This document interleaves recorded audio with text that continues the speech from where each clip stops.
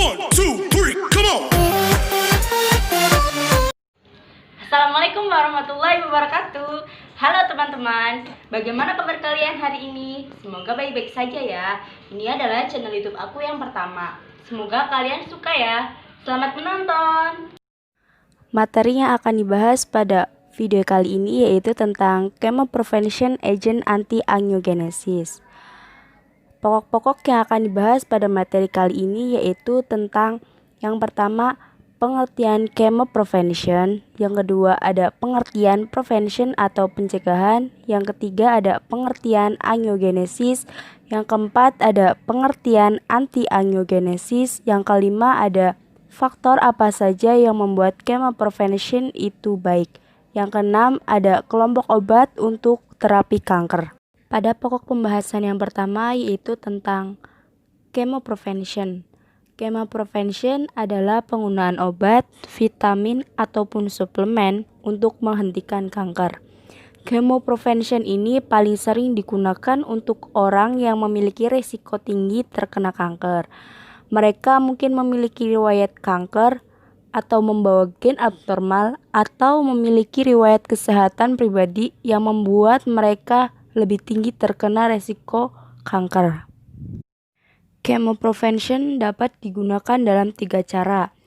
Yang pertama yaitu pencegahan primer, yang kedua pencegahan sekunder, yang ketiga pencegahan tersier.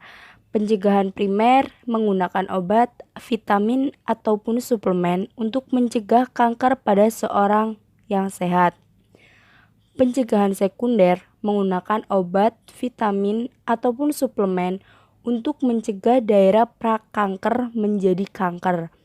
Untuk pencegahan tersier menggunakan obat, vitamin, ataupun suplemen pada seseorang yang sudah menderita kanker untuk mencegah mereka tidak terkena kanker lain.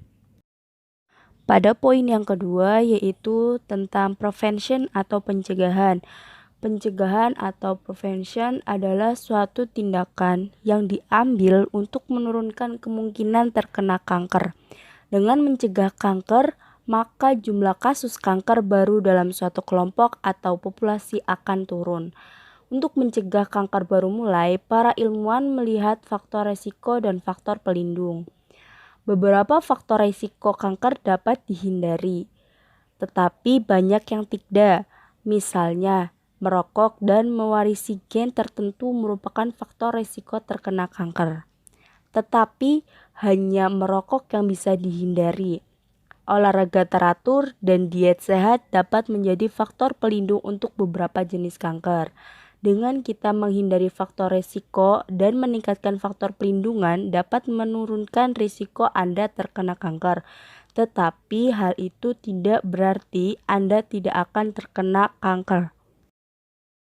Pada pokok yang ketiga yaitu tentang angiogenesis. Angiogenesis merupakan suatu proses pembentukan pembuluh darah baru dalam tubuh manusia dan merupakan proses alamiah yang berperan penting dalam penyembuhan luka dan reproduksi. Menurut Dr. Ronald dalam siaran persnya, beliau mengatakan bahwa tubuh mengontrol proses angiogenesis dengan mempertahankan keseimbangan antara faktor-faktor yang mendorong pertumbuhan dan penghambatannya dalam sel-sel sehat. Apabila keseimbangan ini terganggu, maka akan terjadi proses angiogenesis yang terlalu sedikit ataupun sebaliknya. Pokok pembahasan yang keempat yaitu tentang anti-angiogenesis. Anti-angiogenesis merupakan salah satu proses pengobatan untuk kanker. Pengobatan kanker dengan konsep anti-angiogenesis ini tidak langsung menyerang ke sel kanker, melainkan ke pembuluh darah yang dibutuhkan oleh sel kanker untuk tumbuh dan berkembang. Melalui cara ini, tumor tidak akan berkembang, bahkan akan mengecil jika pasokan darah dihentikan. Kanker dimulai ketika sel-sel sehat berubah dan tumbuh tak terkendali. Proses ini akan membentuk massa yang disebut tumor. Proses sel sehat menjadi kanker biasanya membutuhkan waktu yang lama dan banyak faktor yang menentukan, antara lain faktor genetik, faktor pola makan, faktor gaya hidup yang kurang sehat seperti merokok dan minum-minuman yang beralkohol. Selanjutnya yaitu ada contoh chemoprevention. Yang pertama yaitu ada chemoprevention pada kanker payudara. Uji coba chemoprevention pada kanker payudara ini telah menetapkan standar untuk diikuti oleh jenis kanker lainnya. Tamoxifen dan raloxifene adalah obat modulator reseptor estrogen selektif atau SREM. SREM bekerja untuk mencegah kanker payudara dengan mengganggu estrogen. Estrogen merupakan hormon wanita yang menyebabkan pertumbuhan kanker payudara. Kedua obat ini telah ditemukan untuk mengurangi risiko kanker payudara sebanyak 50% pada wanita berisiko tinggi terkena kanker payudara. Berikut merupakan gambar anatomi pada wanita. Pada bagian luar terdapat puting dan areola, dan pada bagian dalam terdapat dinding sel atau cell wall, ribos atau tulang iga, muscle atau otot, fatty tissue atau jaringan lemak, lobe atau cuping, lobulus atau kelenjar payudara. Kelompok obat untuk terapi kanker payudara. Pada zat yang pertama yaitu ada zat akilasi. Zat akilasi ini termasuk ke dalam kategori zat yang bekerja untuk mencegah sel kanker bereproduksi dengan merusak DNA-nya. Obat-obatan ini bekerja di semua fase siklus sel dan digunakan untuk mengobati berbagai macam kanker, tidak hanya kanker payudara. Beberapa jenis obat yang termasuk ke dalam zat akilasi ini yaitu ada altetramin, busulfan, karboplatin, karmustin, klorambusil, cisplatin, silopospamid, melpalan, temozolomid, tiotepa, oksaliplatin, lomusitin, dan dacarbazine. Kelompok obat yang kedua yaitu ada antimetabolit. Antimetabolit adalah obat yang bisa mencegah proses pembelahan sel kanker di payudara. Obat ini bekerja menghambat enzim-enzim yang diperlukan sel kanker untuk memproduksi basa, yang merupakan bahan penyusun dari DNA. Agen ini akan merusak sel ketika kromosom sedang disalin.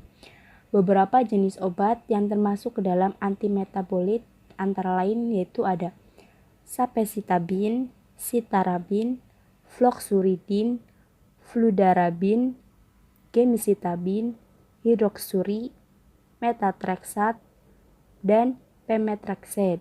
Selain untuk mengobati kanker payudara, obat antimetabolit ini juga digunakan untuk mengobati leukemia, kanker ovarium, dan kanker saluran usus. Untuk kelompok obat yang ketiga yaitu ada kortikosteroid. Kortikosteroid ini sering disebut dengan steroid. Steroid merupakan obat yang menyerupai hormon untuk membantu mencegah mual dan muntah yang disebabkan oleh kemoterapi kanker payudara.